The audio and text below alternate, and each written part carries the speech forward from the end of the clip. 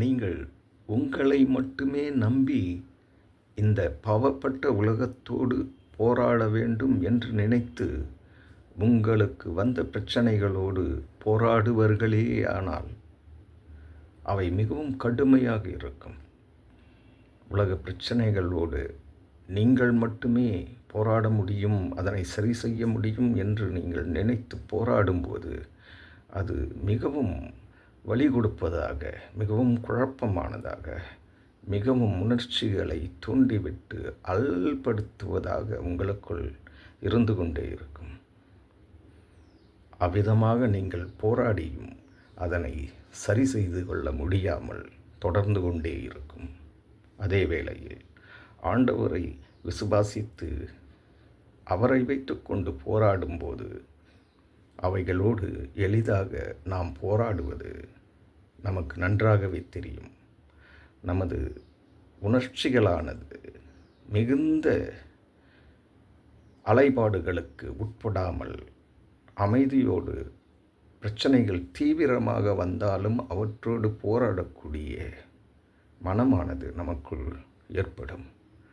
அதனை ஆண்டவரை விசுவாசிக்கும் போதே நாம் அறிந்து கொள்ளலாம். எந்த போராட்டங்களும் எந்த பிரச்சனைகளும் தீர்க்க முடியாத பிரச்சனைகள் என்று நாம் கருதும் மிகவும் கடினமான சூழல்கள் கூட ஆண்டவரை விசுவாசிக்கும் போது எளிதாக அவற்றை அணுகி அதிலிருந்து விடுபட நமக்கு வழி ஏற்படுகின்றது. வேதத்திலே பார்ப்போமானால் பார்வோன் யோசேப்பை கடினமான சிறையில் அடைத்த போதும்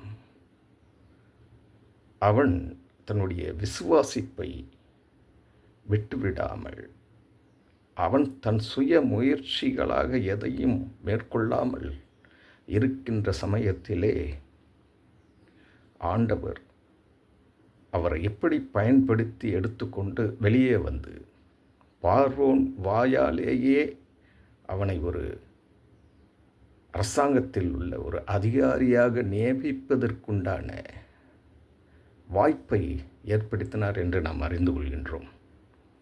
அவ்விதமே நம் ஆண்டவரை விசுவாசிக்கும் போது நமக்குள் உள்ள அவர் வைத்த திறமைகளை வெளிக்கொணர்ந்து அதன் மூலம் நமக்கு அவர் விடுதலையை ஏற்படுத்துவார். ஆனால் பொறுமையாக இருந்தால் மட்டுமே இது நிகழும். பொறுமை என்பது உலகத்தோடு உள்ள பிரச்சனைகளோடு உங்களை நுழைத்து பார்க்கும்போது ஏற்படுவதில்லை. அதனால் உணர்ச்சிமயமான அலைபாடுள்ள மனங்கள்தான் ஏற்படும் என்று புரிந்து கொள்ளுங்கள்.